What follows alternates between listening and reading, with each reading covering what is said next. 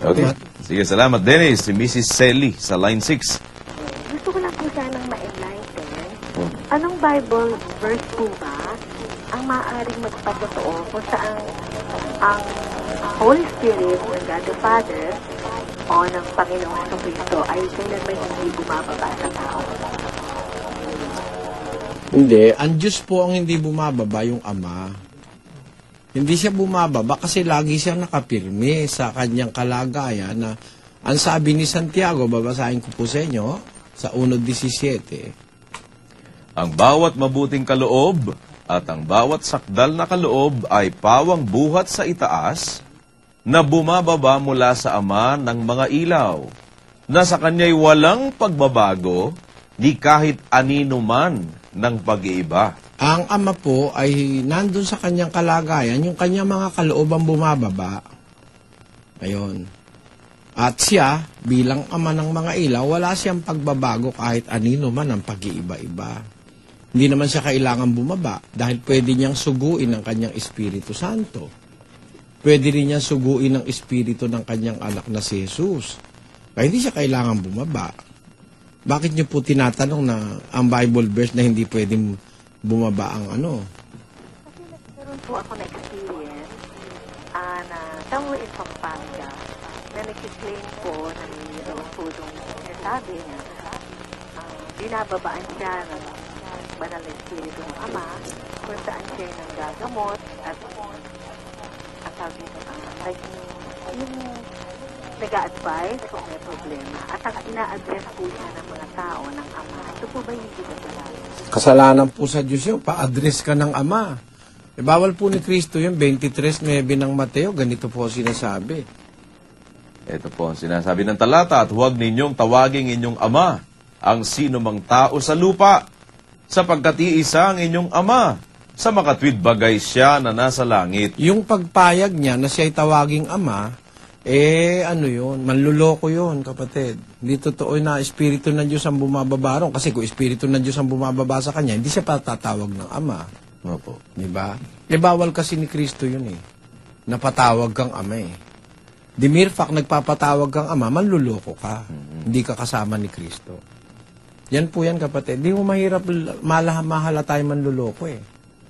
Pagka mayroong ginagawa na labag sa sinasabi ni Kristo, manluloko yun. Di ba? Kung pumupunta doon, hanggang ngayon maraming pumupunta, nakakaawa naman po sila sapagkat kakaroon po sila ng maling paraan para ng palataya. Matagal na ho sa Pilipinas yung maraming mali eh. Di ba marami rin lumuluhod sa Diyos-Diyusan dito, sa bato, sa kahoy. Matagal na. Kaya nga ho tayo nagpapaalaala, nagsusumikap tayo sa ating mga kababayan na sila ay magbasa ng Biblia, makinig ng Biblia. Kasi nga ang paraan lang ho para mabuksan ang isip ng tao matutunan nyo na sa Biblia. Nangyayari po sa ating bansa manood ka sa television na mapapanood mo, wala man lang yung Biblia wala man lang sa mga major networks na malalaki, wala man puwang yung Biblia na mag-produce sila ng programa. Ang Biblia baga basahin man lang o pag-aralan ng mga tao, wala. Napapagkita mo, mga chismis, buhay ng artista, nagbuntis si ganun, nadapa si ganun, nakunan si ganun, nagpa-abort si ganun, na yung artistang ganun yung ba pakikinabangan ba ng sambayanan yung mga yon yung mga palabas na nakalabas ang puso, gumigiling na parang gumagawa ng galapong. Yun. Yan ang kaya kami, nagpupursige po kami, mamigay ng Biblia, magsalita ng nanggagaling sa Biblia. Kasi nga, marami nga nalulokong tao ngayon At hindi lang naman dito nangyayari, dito pa lang sa panahong ito. 500 taon na po tayong niloloko dito sa Pilipinas. Kaya nagpipilit kami sa ika-500 taon. Baka sakaling sapat na yung 500 taon, para tayo naman mabukas ang isip. Parang nangyari sa Israel. 430 taon silang inalipin sa Ehipto sa katapusan ng 430 years, Brother Josel, gumawa na ang Diyos ng paraan para ma-liberate yung mga inaaping Israelita. Basahin nga natin yung 12 ng Exodo. Ang pakikipamayan nga ng mga anak ni Israel na ipinakipamayan nila sa Ehipto ay 430 taon. Tuloy. At nangyari, sa katapusan ng 430 taon, ng araw ding yaon ay nangyari na ang lahat ng mga hukbo ng Panginoon ay umalis sa lupain ng Ehipto. Ayun. Diba? After the 430th year, gumawa ang Diyos ng paraan para makaalis na sila doon. Sa ating bansa, 500 taon na halos 1521 di ba? Opo. Ngayon 2004 na sa 2021, 500 years na di ba? Overdue na yung panluloko sa atin. Dapat Dapat matauhan na ng gusto. Sister Selly, wag po kayong basta maniwala dyan. Kaninong spirit naman ho ang bumababa dun sa mga nagtatrans? nga po, espiritu ng demonyo yung mga yon. Nakikipagsangunian yun sa espiritong mga yon Sinasabi po yan sa Deuteronomio 18:10 hanggang 12. Basahin po natin ang nakalagay sa talatang ito. Huwag makakasumpong sa iyo ng sino mang nagpaparaan sa apoy ng kanyang anak na lalaki o babae, o nanghuhula, o nagmamasid ng mga pamahiin, o enkantador, o manggagaway, o enkantador ng mga ahas, o nakikipagsanggunian sa mga masamang espiritu, o mahiko, o sumasangguni sa mga patay. Sapagkat sino mang gumagawa ng mga bagay na ito ay karumaldumal sa Panginoon. At dahil sa mga karumaldumal na ito ay pinalalaya sila ng Panginoon mong Diyos sa harap mo. Yan, alam nyo, yan hong mga ganyan, kapatid.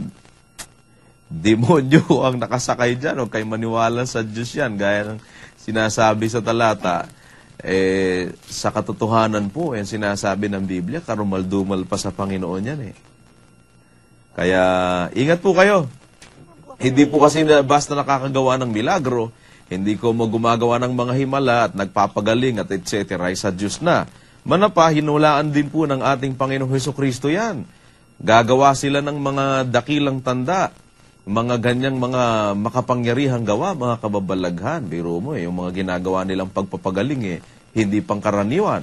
Pero alam nyo ba anong klase yung mga yan? Ang sabi po ng Panginoon ay ganito, 24 at 24 ni San Mateo, sapagkat may magsisilitaw na mga bulaang Kristo at mga bulaang propeta at magpapakita ng mga dakilang tanda at mga kababalaghan, ano pat ililigaw kung maari pati ng mga hirang. Kaya ingat po kayo, kapatid. Biro mong yung mga ganyan, walang instrumento, walang knowledge sa science, sa medical science, pero gumagawa sila ng sinasabi nilang mga gawang pagpapagaling sa weirdo naman na mga pamamaraan. At sinasabi nilang sila'y, kagaya po ng inyong pahayag, nasa kanila daw ang espiritu ng Ama. Kung Biblia po ang ating palang pagbabatayan, gaya ng itinuro ni Brother Eli ng mga talata, hindi po pwede na dyan sa mga ganyang klase ng tao.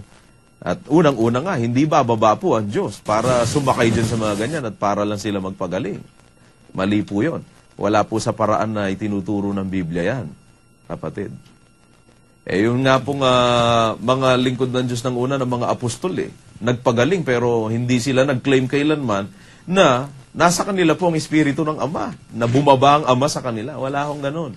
Pwede ho silang bigyan naman kasi ng kapangyarihan ng Diyos na magpagaling without necessarily na ang Diyos mismo dapat nasa kanila po.